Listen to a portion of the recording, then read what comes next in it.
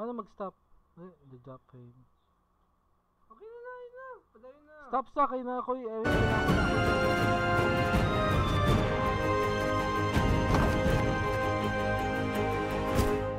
Testing.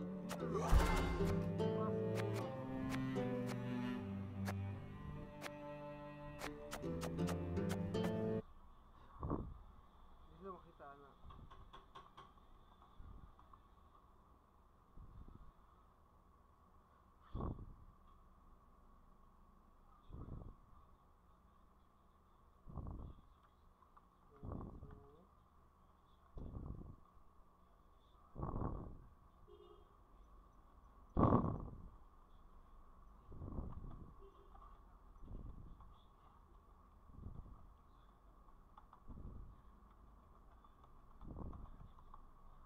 Ulis na ha.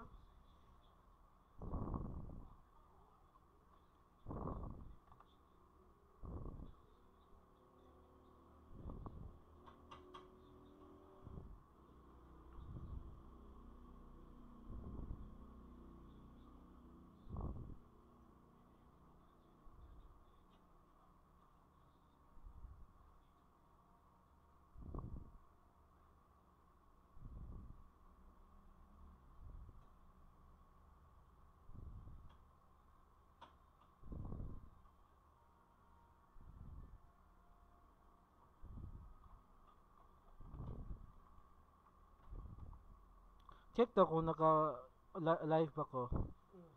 Live ko. I think like if I'm being honest.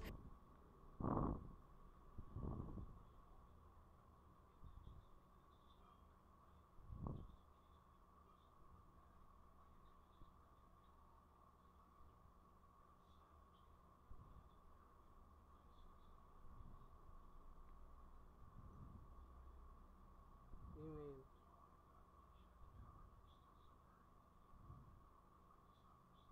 Saan yung kulay animat? Masyado nga. Subscribe ako sa mga. Ano yung email mo? Tama. Sa pangalan ginako.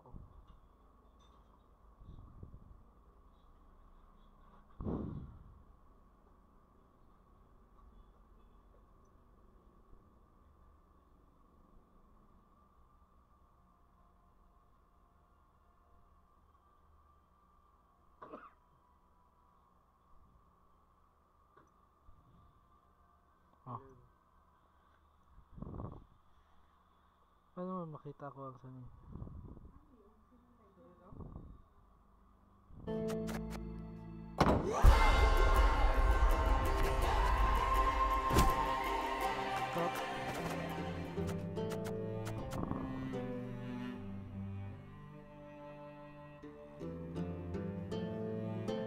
Oh, dili dapat to. Saan niya ako ni? Asa ko mo tap di kay dugay daw ako kadulag Gwent.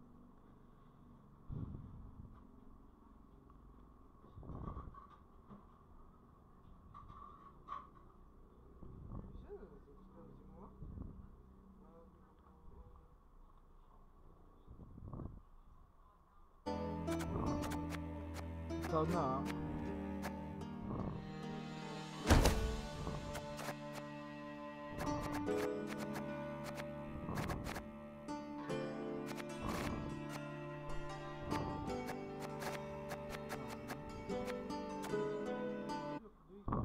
Ayun, di ko mastorya. Kapoy istorya. Kapoy takabalugan niya kung ginabuhat gani.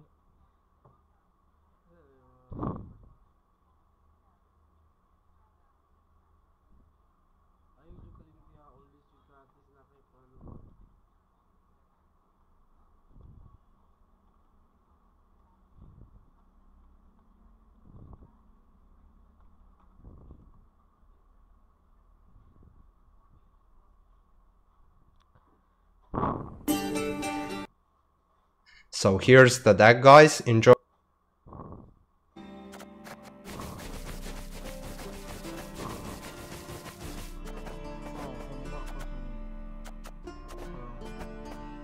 Discard deck mo ni.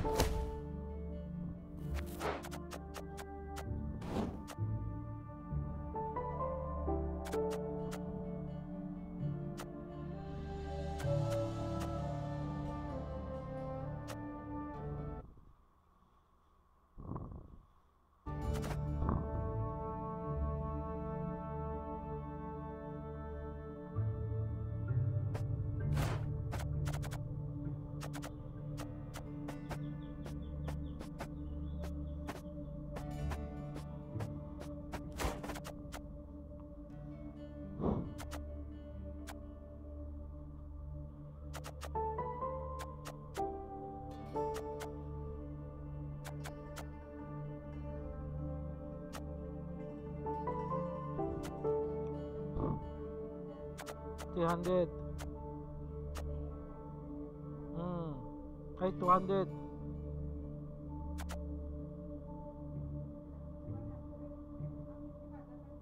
20. 59. Naman na yung resibo.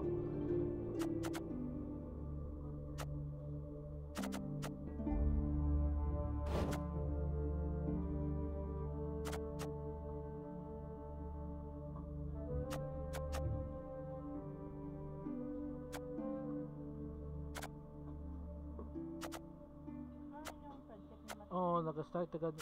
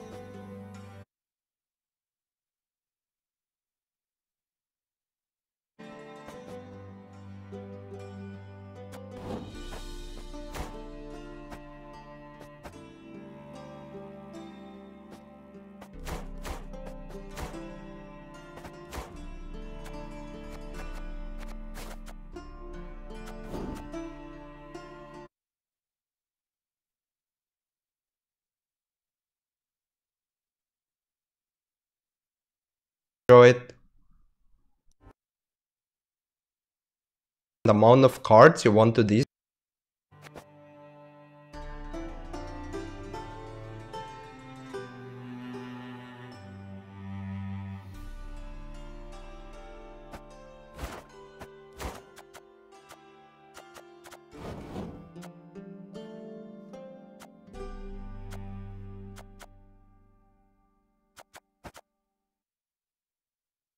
Discard because you can discard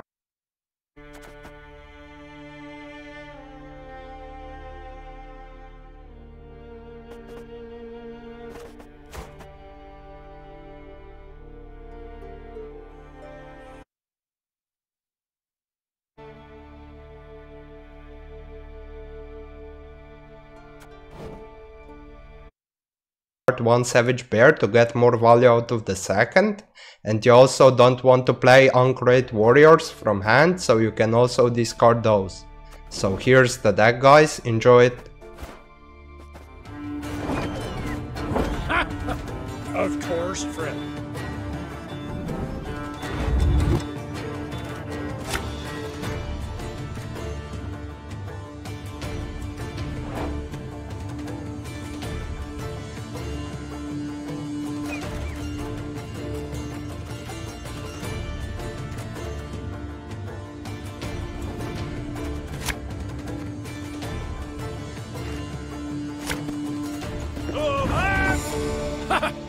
Discard deck. This deck revolves around discarding cards, and with that you can get a lot of value out of Brokvar Hunt.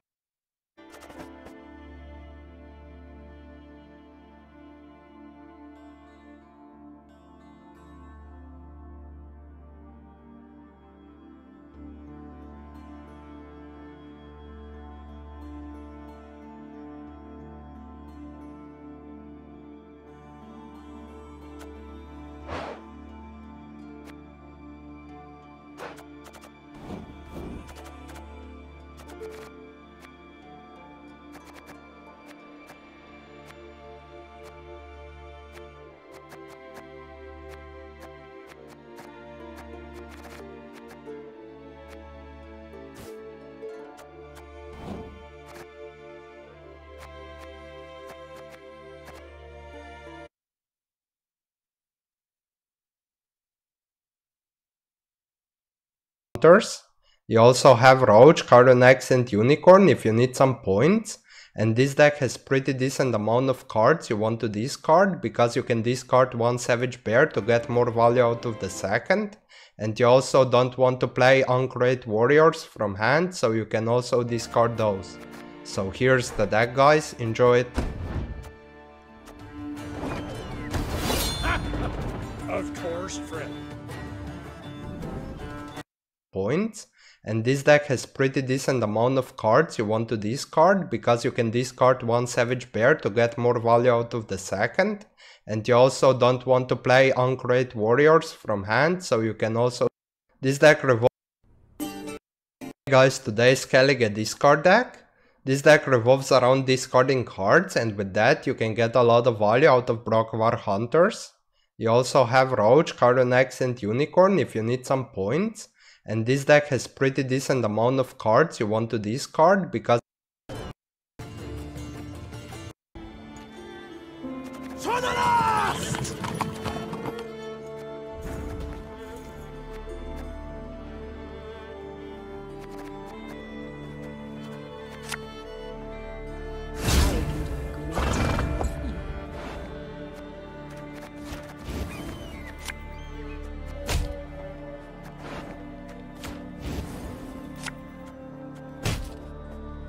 Ha ha ha! Ha!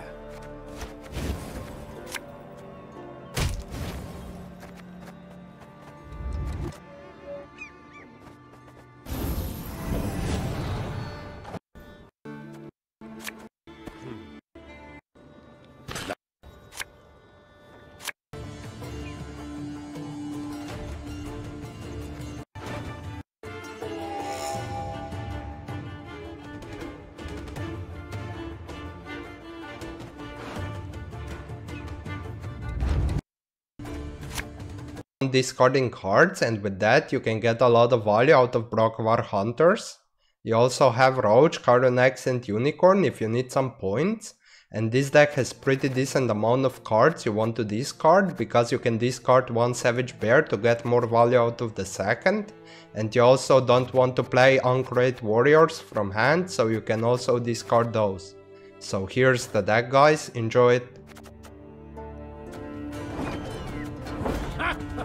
Of course, friend.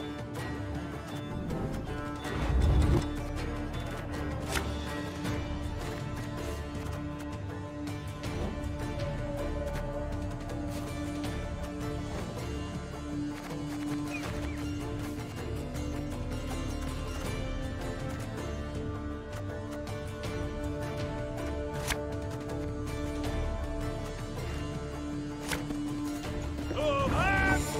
Ha! Ha!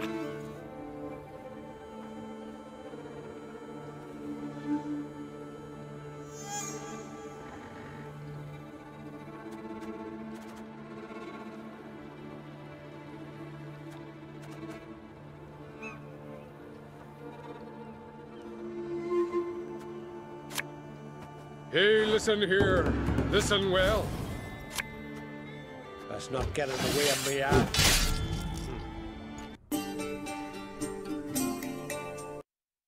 me, Cards like Saris, Morkvark and Skir.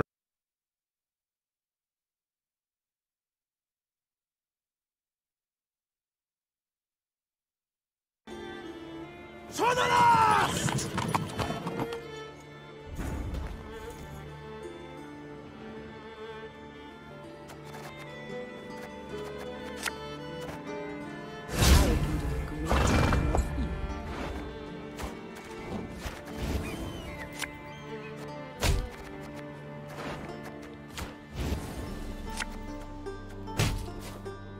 Ha ha ha!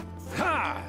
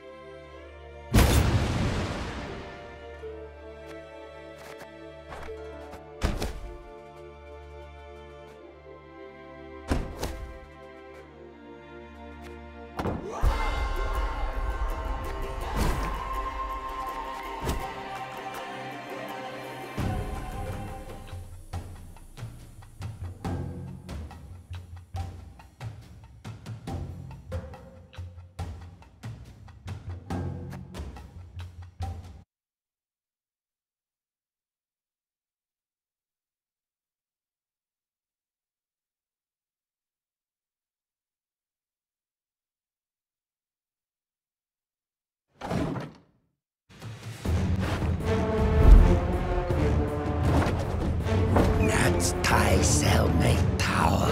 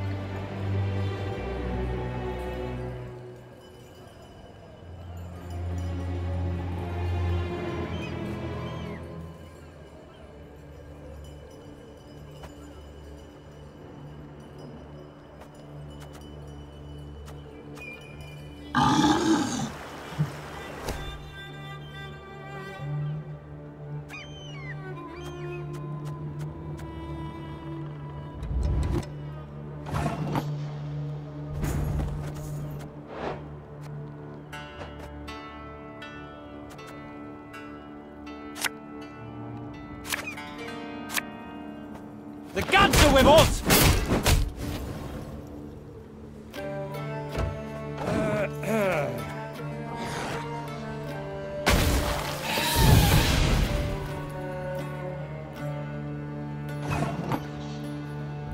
Ha! Morhawk devour ye!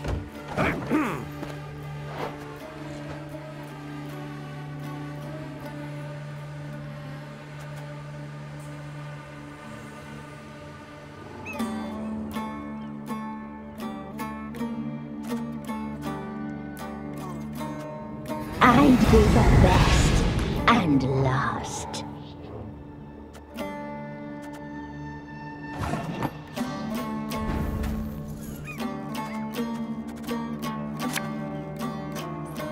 Across the wide, somber sea, I will sail.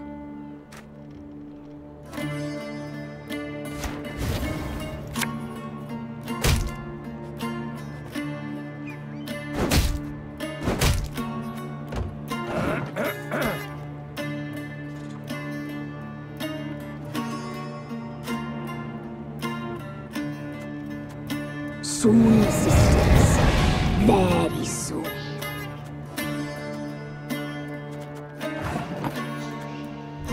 Ha!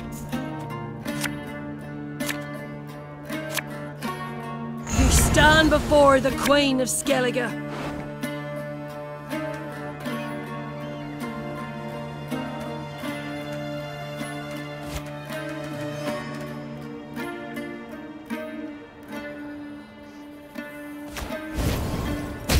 Nothing like some overseas plundering in springtime.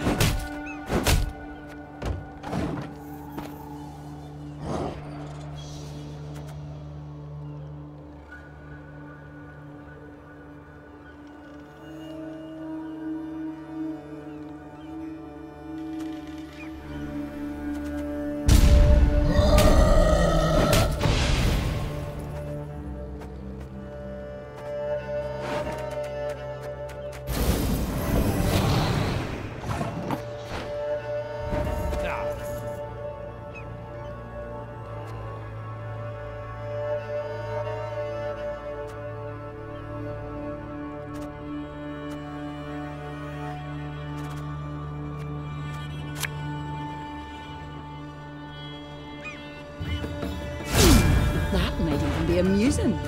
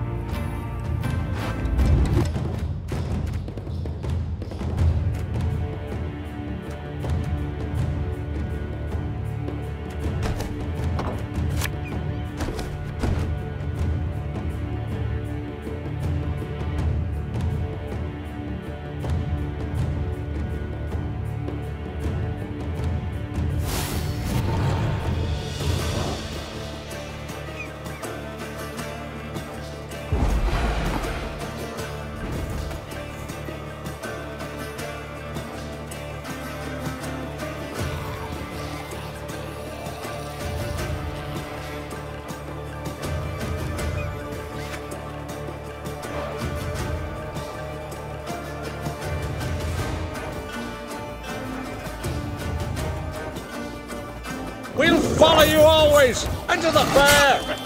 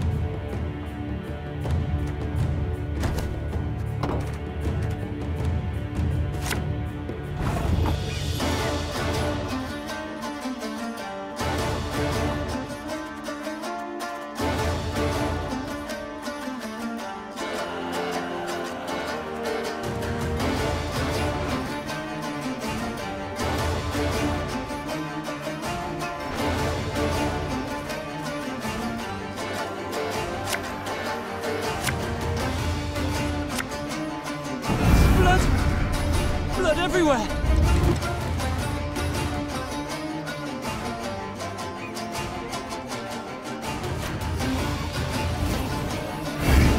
Hide your stench.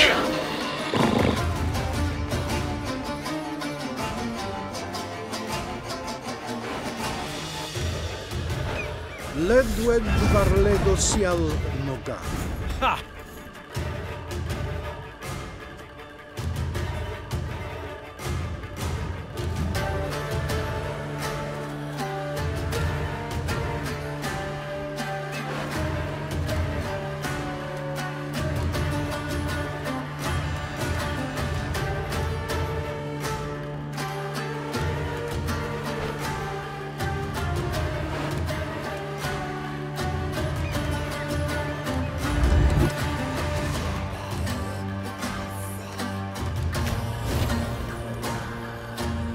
Need a good slapping.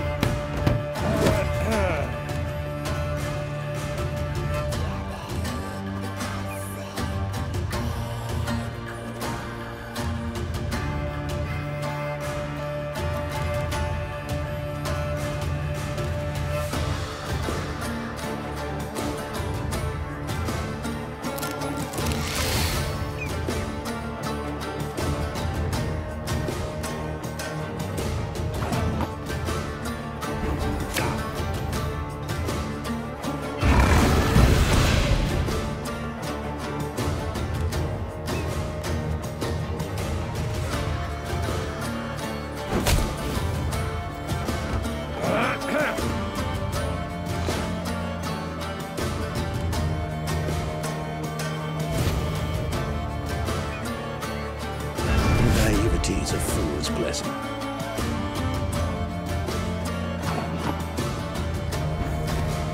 Ha ha ha! Ha!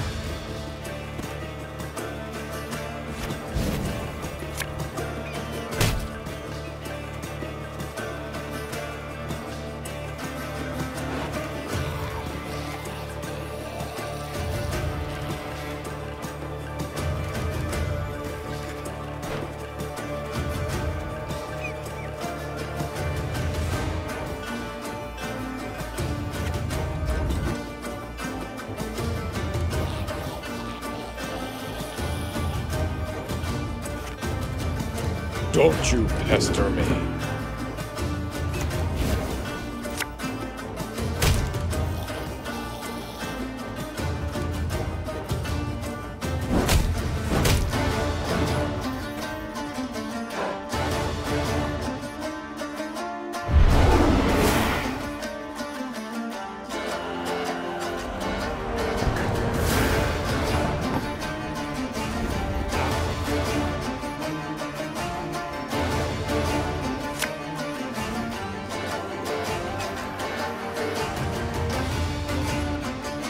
I promise you a quick death.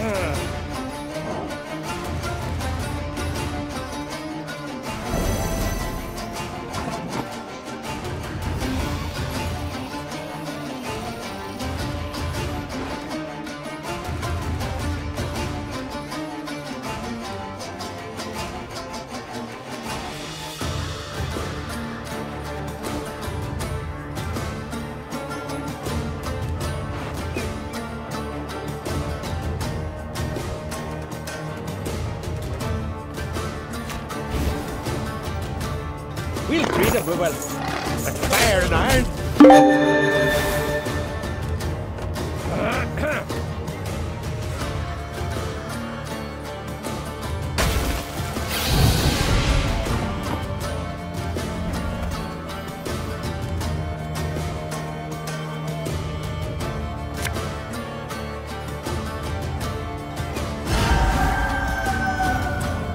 Let's not get in the way of me,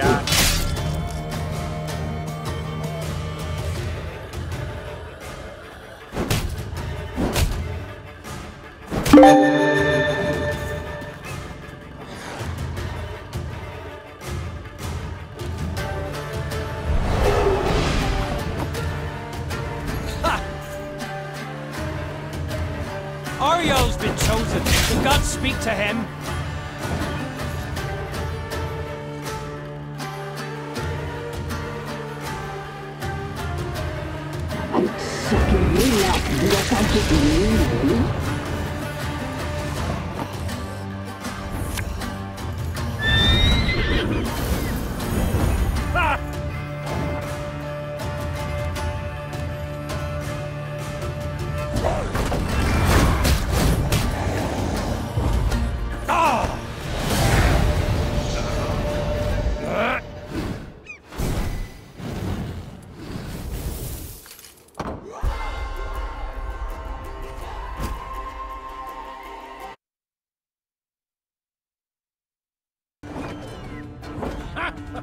Of course, friend. Anyway, let's talk about what happened via, you know, the whole trip and the fucking disasterness that happened near the end. I want to make a few comments about, I know that AG Luck was streaming with the RLTC dudes, and he had some things to say about, and I'll just say right now, usually when people get paid, it's after a job is done, AG. Plus about $1,500 because I paid for 99% of the Ubers, all the meals, breakfast, lunch, beers, out of my own pocket. I did not receive any money yet from the Indiegogo. And what we're going to be filming for Warski and Ralph wasn't just in Miami, first of all, okay? We're going to New York, we're going to Texas. We're going to be, me and Ralph are going to do a few more states. And then me and Failure, we're going to hop on the road and we're going to be doing all of America, and we just talked about today doing all of Canada. Everything. Do all of North America. He says things that weren't planned, things were not planned. He had things written down. Well, it'd be nice to know what was planned and written down if it was said to me. You know, if you weren't skipping a whole day, skipping over some random chick's house. I'm just saying, okay, that's all I'm going to say about that. And also, lunging at me probably isn't a smart idea either. Just going to throw that out there. Maybe lunging at someone who didn't know what was going on is not a good idea. And then not apologizing for it later. That's all I can say about that, okay? Now let's go, okay, so that's with the AG and what he was just talking about. Which, to be fully honest, the most thing, I'm not even mad. I'm disappointed. I probably spent on all those guys out of my own personal money that I don't make any money back from, probably over $1,000. All right, over $1,000, probably even more actually. More hot than Barrier. And pretty much I was like their all-inclusive fucking resort shit. Got what, 2 clips from the fucking thing. Anyway, I got paid flights and all that stuff. That was through Indiegogo though. But all the drinks, dinners, all that stuff, that was all on me. And you know, it would be fun. It'd be nice to actually see a little gratitude, and maybe, you know, let's not get in the way of me. Maybe a thank you would have been fucking nice. Crack it. I don't know. Some YouTuber brings you along for a ride, pays for your entire trip. You film a couple of clips. He pays for everything that you need, like an all-inclusive resort. Don't thank him. Talk shit on a stream, on someone else's stream later. No big deal, right? Yeah, I'm disappointed as fuck, but I'm not gonna rage about it because there's no point to rage about it.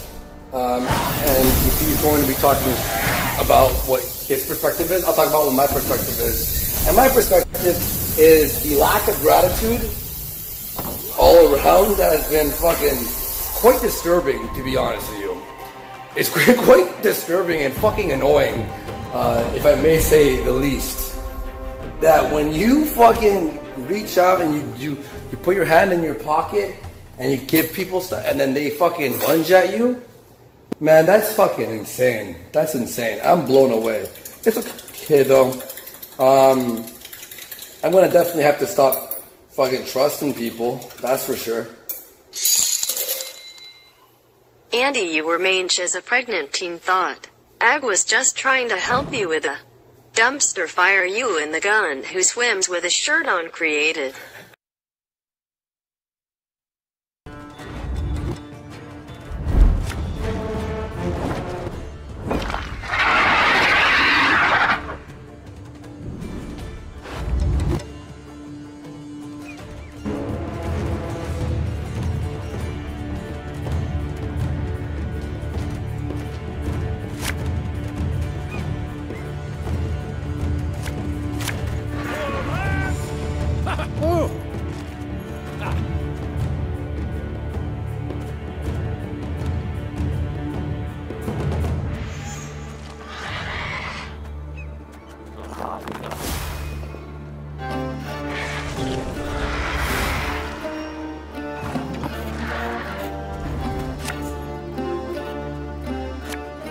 What is Hey, it? listen here. Listen well. Let's not get in the way of reality.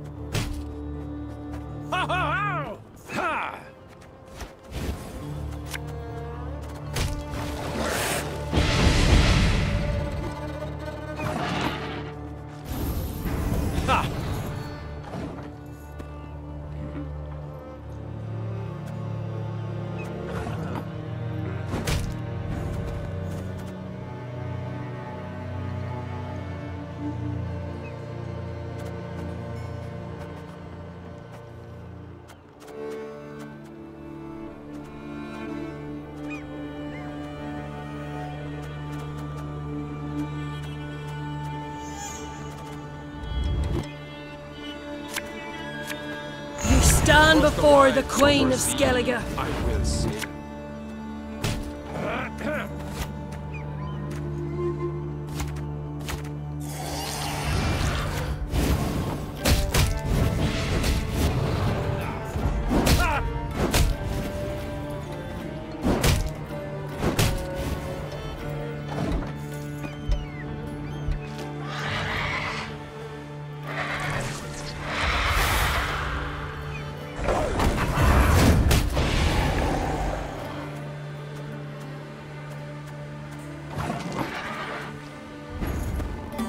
Don't teach your grandma to suck eggs.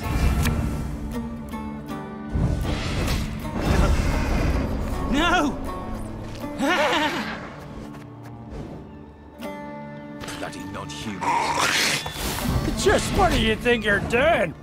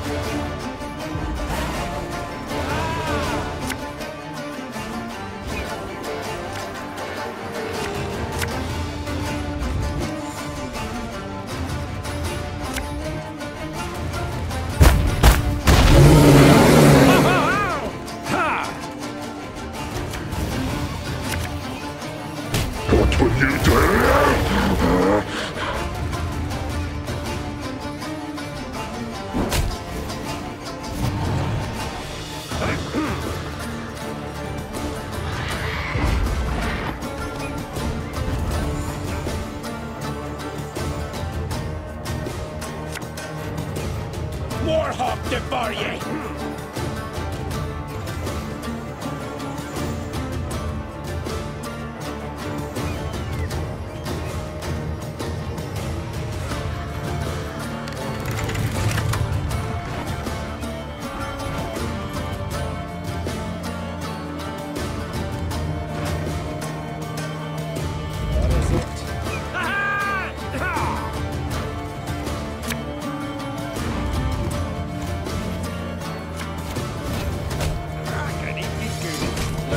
I promise you a Just quick careful there. Appearances can be seen.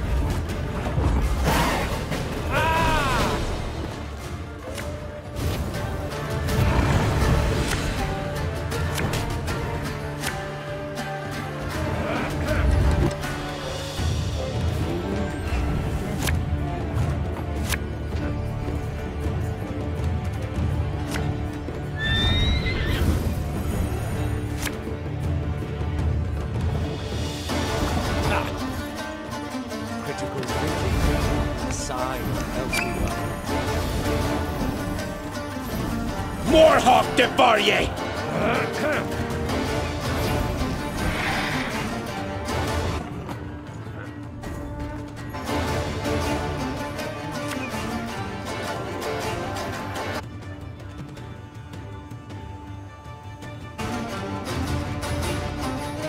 We shall do it my way.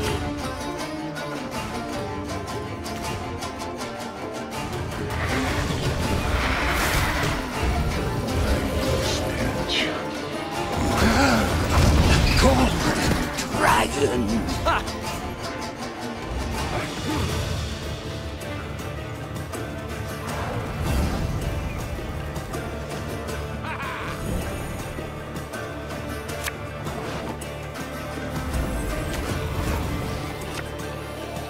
Need a good slopping.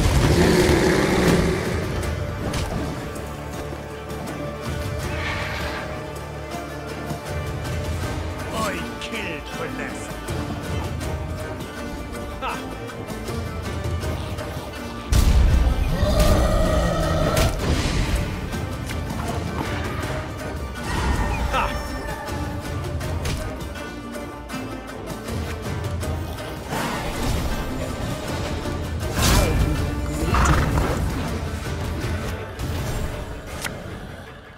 Crack and eat me truly.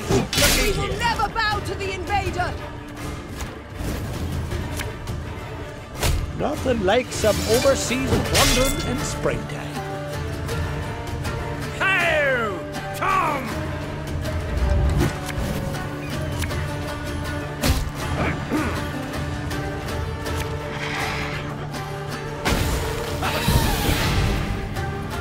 Tom Fool, enough!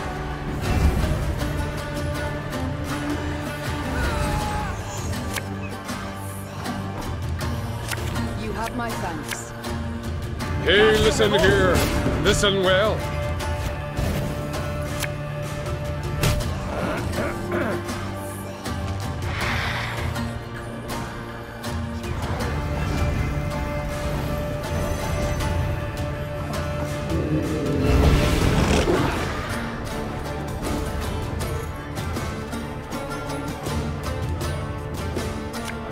I promise you a quick deal.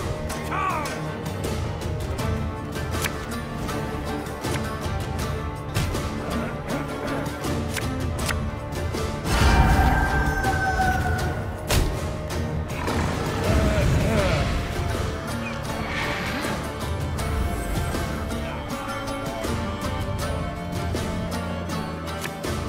Don't you pester me.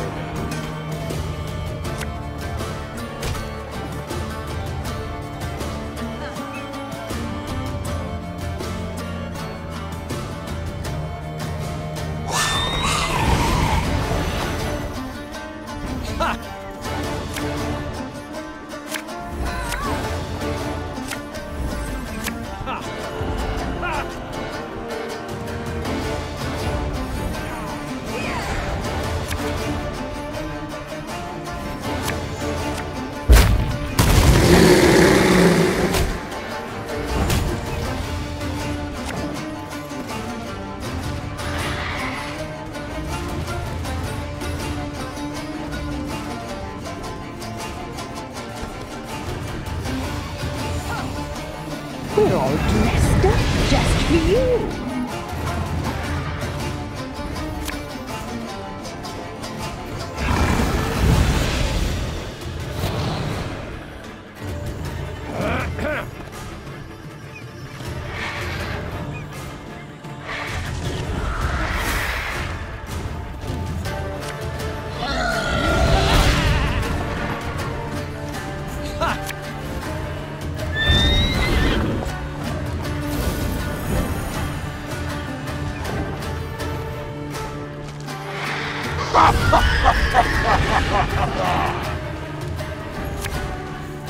Across the wide, somber sea, I will sail.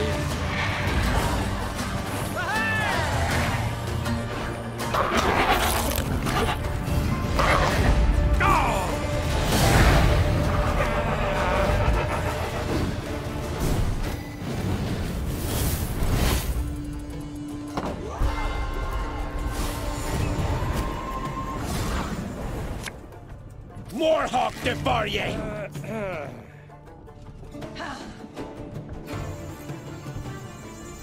Nasty wounds, but you'll live. That girl told me. Hit or miss. I guess they never miss, huh? That phrase, hit or miss. I get the hit or miss part. I totally get it. Because you could hit or you could miss. But what the fuck does the guess they never miss part mean? How could you never miss if it's hit or miss? Seriously, it pisses me off! You think you're never gonna miss because you're so great or something? Fuck no, you might miss! You motherfucker! You stupid ass motherfucker! Tell me how you can hit or miss, but you never miss, huh? You son of a bitch! Hey Malone, are you there? Tell me, if you hit or miss, how can they never miss, huh?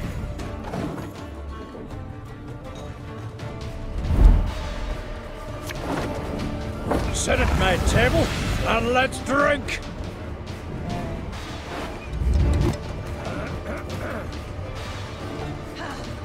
At last.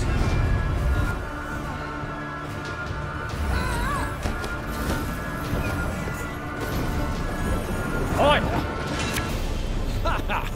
I promise you a quick death.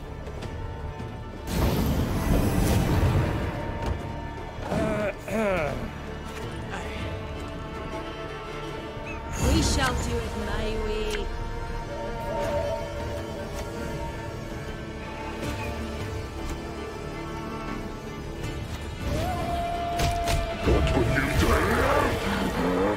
Yield and save me some time.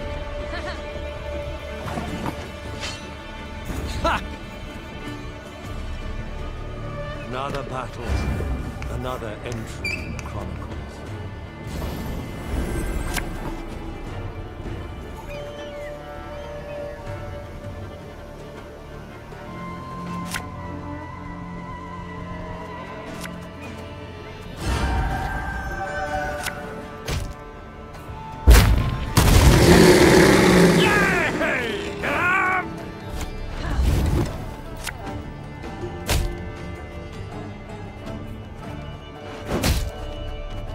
The North, to marry.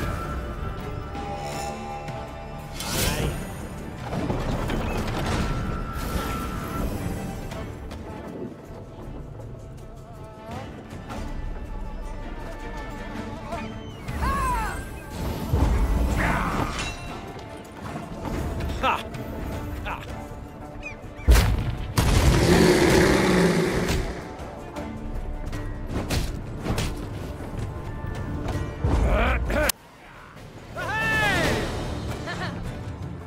To arms!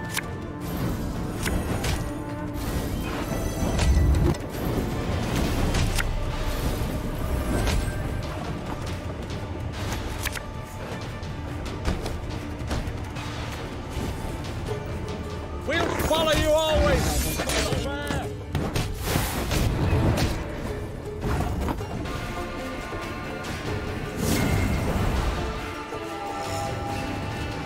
Try them!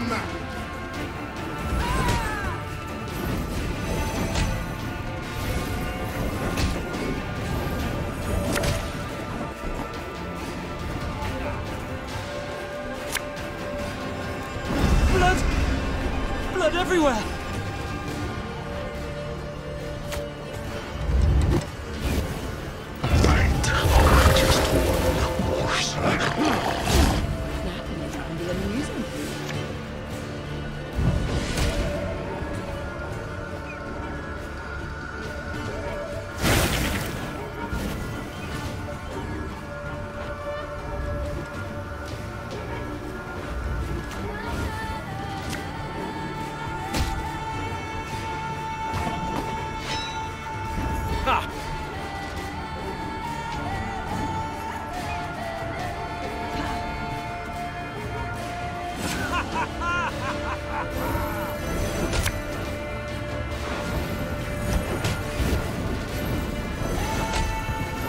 Warhawk Devarye! Ha ha ha! Ha!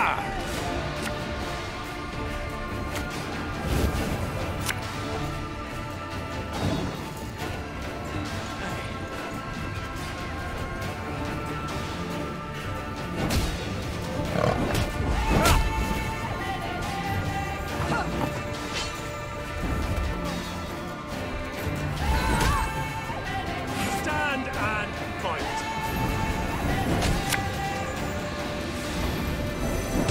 Across the wide, somber sea, I will sail.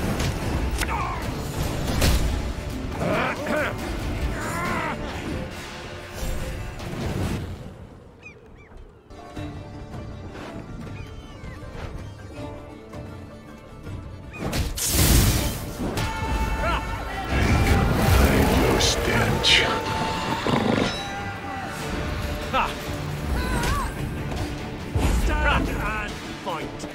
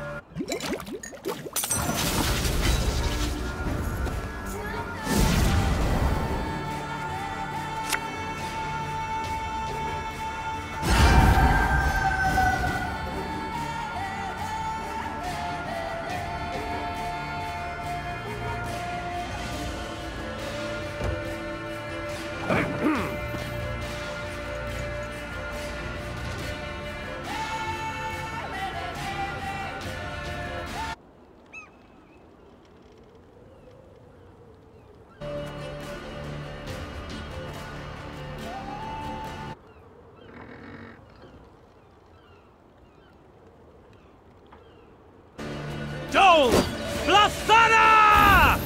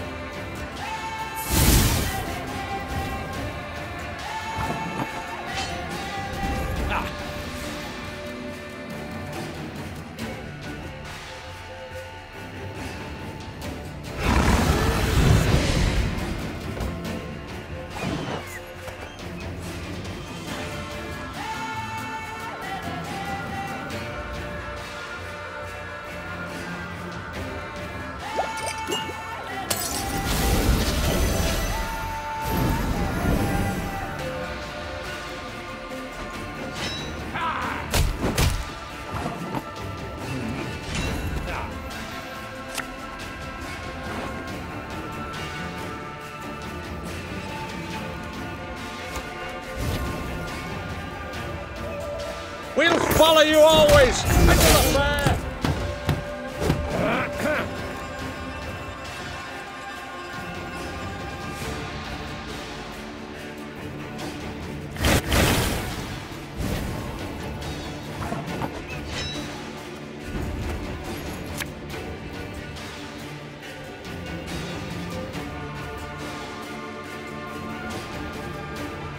is it?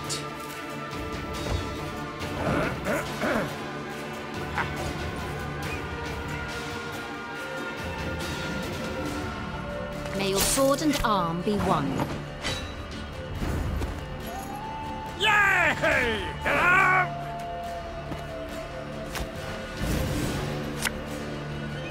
Let's not get in the way of me, You stand before the Queen of Skellige.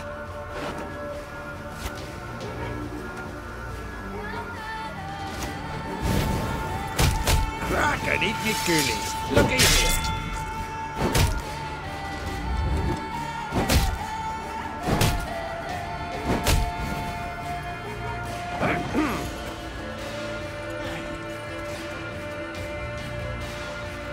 Riot!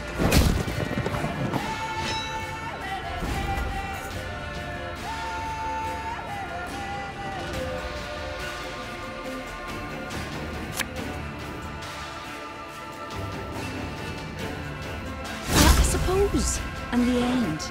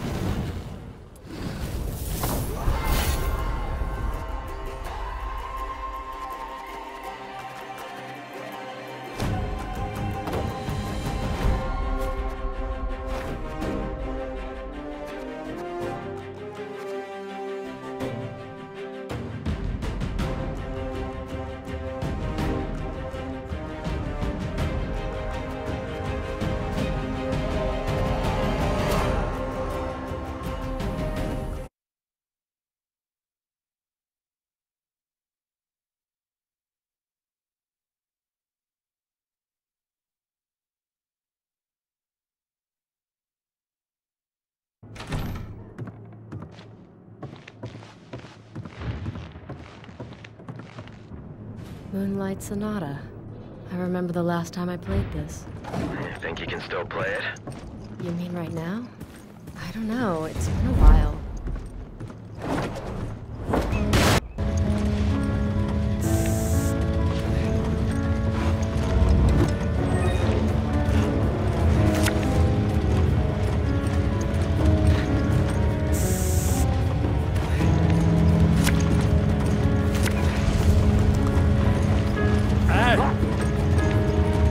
Thanks.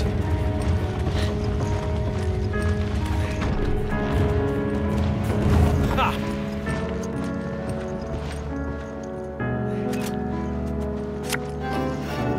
More Hawk Devarier!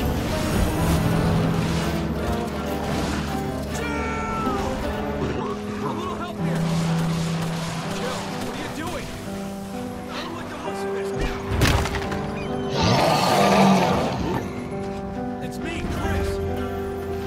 Jill, answer me. Son of a... Tim, this thing has reach. This thing's ridiculous. I can't put it down. Just die already. Gotcha. Why do I always feel like I'm trapped in a monster movie?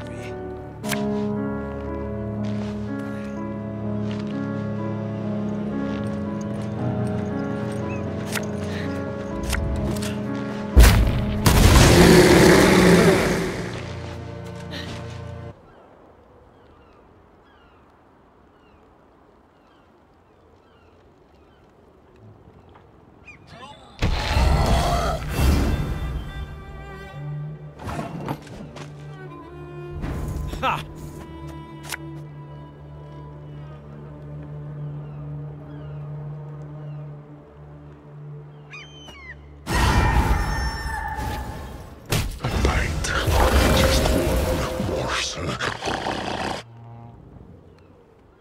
How? Come!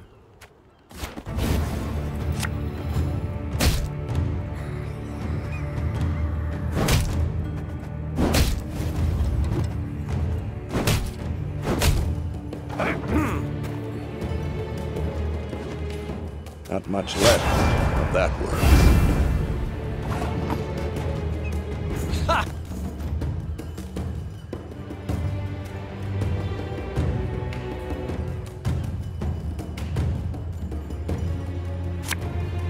Hey, listen here. Listen well. Nothing like some overseas plundering in springtime.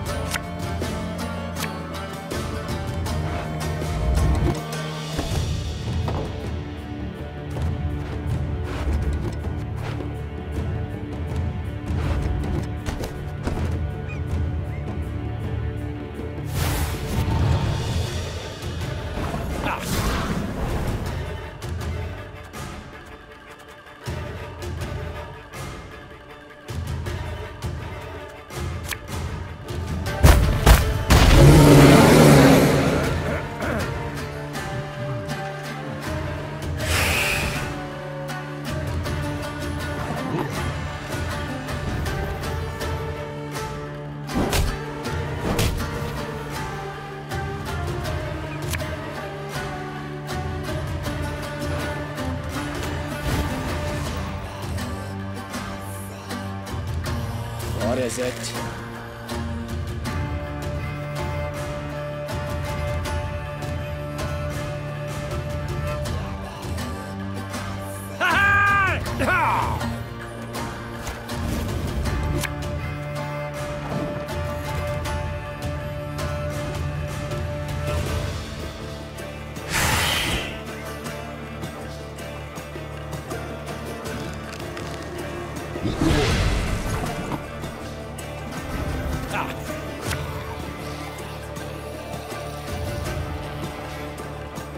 You stand before the Queen of Skellige.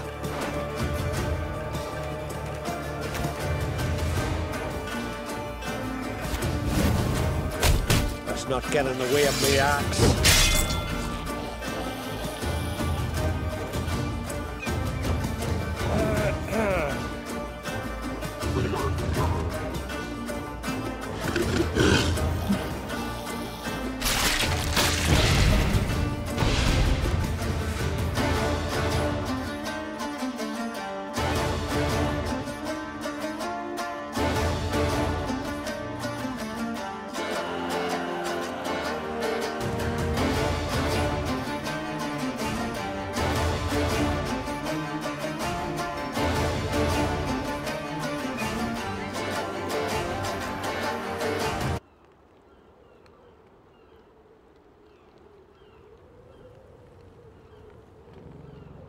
Sometimes it can be unclear which ending is canonical in an installment of a long-running series. Sometimes none of them are, and sometimes all of them are. Fighting games, RPGs, and survival horror games are often the most ambiguous in this regard. I've discussed how multiple endings are approached by sequels in an older Line Through Time episode, so check that one out if you want to know more. In this video, I'll be discussing Resident Evil's endings and how things can be unclear and even change down the line. So let's go back to the beginning and see if we can untangle this yarn ball of a canon. Welcome to Cannonball. The original Resident Evil and its remake have a pretty simple structure. You begin the game by selecting either Chris Redfield or Jill Valentine. Both characters have an exclusive support character and have an opportunity to rescue the other player character from a prison cell. The support character can die either before entering the lab or during the final fight on the roof, and the other PC can be ignored, leaving us with 7 outcomes for the survivors. There are also permutations where the mansion doesn't explode if the support character didn't make it to the lab. Canonically, all 4 characters survive, as noted in a file in the second game, as well as all 4 making appearances in subsequent titles. But this outcome is not attainable in the original game, the remake, or even the Umbrella Chronicles retelling, which left out Barry entirely and adapted Chris's scenario. Personally, I like to imagine that Wesker, in his retelling of the tale, purposefully leaves Barry out to cover up how his attempt to blackmail Barry ultimately failed. The second game is structured a little differently. You choose between Leon S. Kennedy and Claire Redfield and then play the parallel events as the other character after finishing the A scenario. The starting character determines which direction the car is facing when it crashes, which determines who gets out on which side and who takes which route to get to the RPD. The story plays out differently based on who goes which way, including, notably, the supposed cause of death of Ada Wong. In Leon A. Claire B, she is shot by Annette Birkin and falls down a shaft. In Claire A. Leon B, she is instead smashed into a computer console by Mr. X. Code Veronica brought with it Wesker's report, a video recap of the first 3 games narrated by Wesker himself. When discussing Ada's fate, Leon A is shown. This version of events was also the basis of S.D. Perry's 1999 novelization of the game. This suggests that Capcom considered Leon A. Claire B canonical, but the Umbrella Chronicles then opens Ada's scenario with artwork of Leon cradling her in his arms, which only occurs in the B scenario. The in-game file on the events of the game follows Claire A. Leon B, as do Darkside Chronicles and Operation Raccoon City. My guess as to why this happened is that because Leon's disc was labelled as Disc 1, most players would have defaulted to Leon first, which would make Leon A. Claire B the mental image of RE2's events, which could also account for Chris's RE1 scenario holding more weight in the Umbrella Chronicles than Jill's. But they later realised that moments like Ada giving the rocket launchers to Leon made a lot more sense than to Claire, as did Ada surviving being smashed into a console instead of falling into a chasm.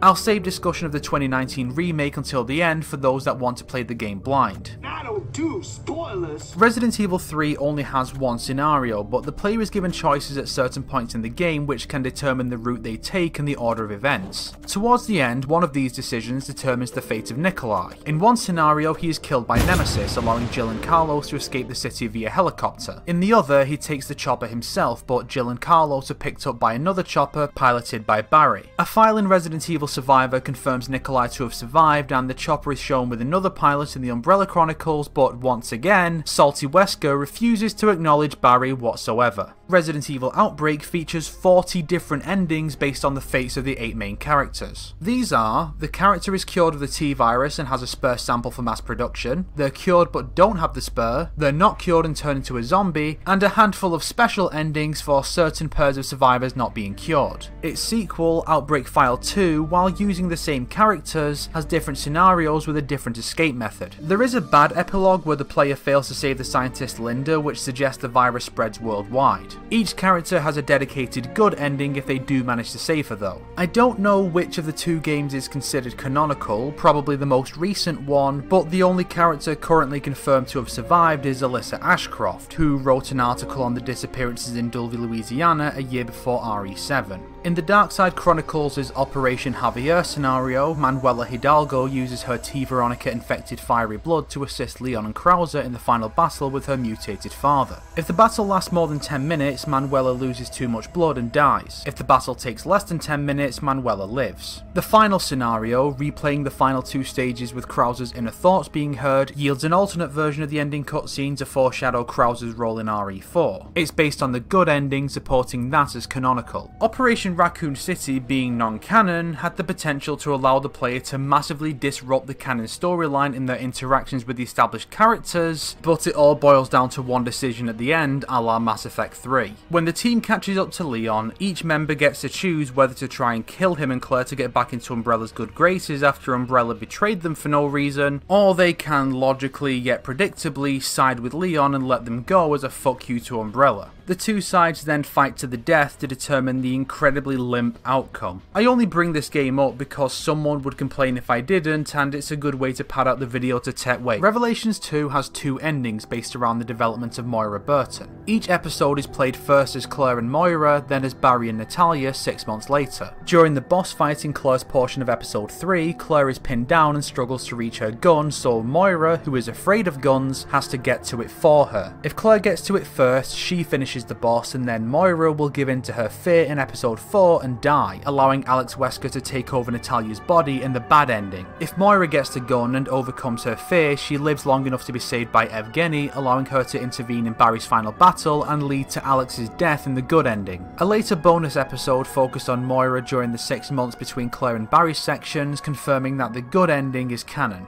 Resident Evil 7 teaser demo beginning hour sounds like a Kingdom Hearts game. It's apparently considered canon despite changes to the environment and reuse of certain events. The first 6 endings, yes, have the unnamed protagonist getting ambushed by Jack Baker and knocked unconscious. The other 2 endings require the player to obtain the window key for the attic. If the player is hit by the moulded enemy in the process, they will collapse as the infection takes hold. If not, they escape and try to report the incident, but the cops think the guy's on LSD. This ending is apparently considered the true ending. The final game also has an alternate ending, I guess. Protagonist Ethan Winters finally finds his missing wife Mia after 3 years. He retrieves the ingredients for Zoe Baker to create a cure to the virus all 3 are infected with. Only 2 samples are created, and Ethan has to use one on Jack Baker to kill him, leaving only one left. The game conveniently forgets that Ethan is also infected, so that the player has to choose between Ethan's wife and a woman he barely knows. Choosing Mia leaves Zoe shocked and heartbroken, as if she somehow expected him to save her over his wife. After a brief section as Mia, Ethan puts an end to Evelyn, the source of the virus, and he and Mia are evacuated by Chris. If the player saves Zoe for some reason, Evelyn just calcifies her anyway, killing her despite her being cured. And then after her section, Mia is unable to resist Evelyn's influence and Ethan is forced to kill her. Ethan then kills Evelyn and escapes alone. It really feels like the bad ending was included for the sake of having a bad ending without any logic put into anything that happens in it. The later End of Zoe DLC depicts Zoe alone in the woods and later receiving a call from Ethan confirming the Mia ending, because of course that's the canonical ending. Why would he ever choose Zoe? I should make a video about this.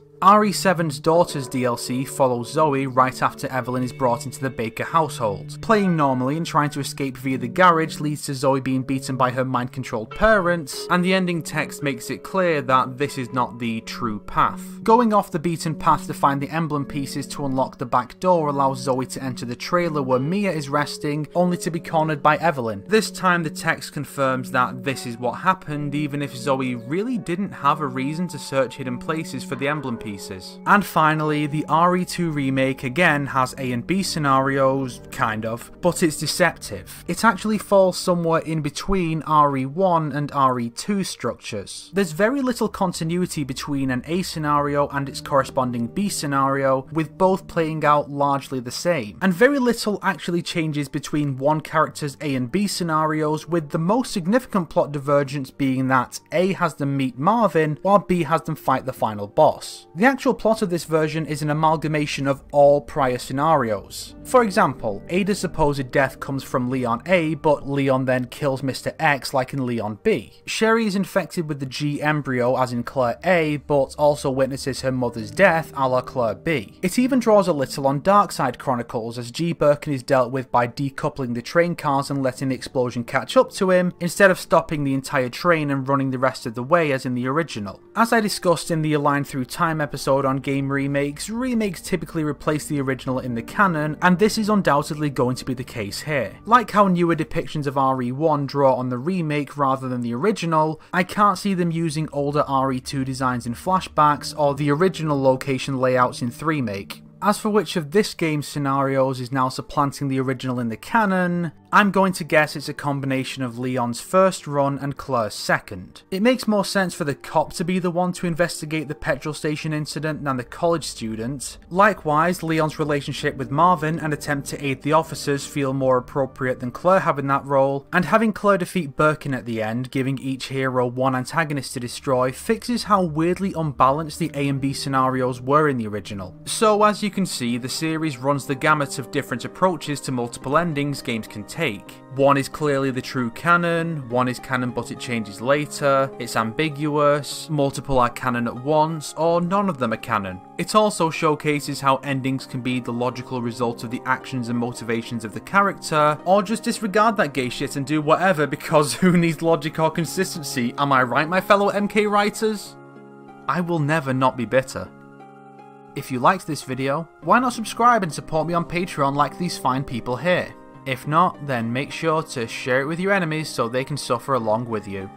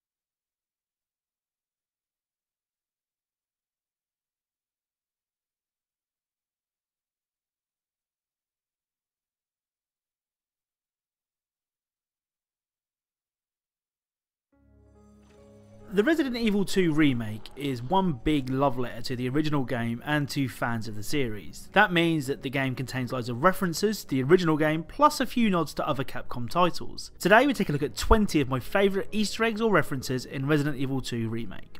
Let's get started. So up first, we'll take a look at a few of the references to other Capcom games, and there's quite a few of them. In scenarios or references end up on Resident Evil 2 surrounded by zombies. Let's get started. So up first, we'll take a look at a few of the references to other Capcom games, and there's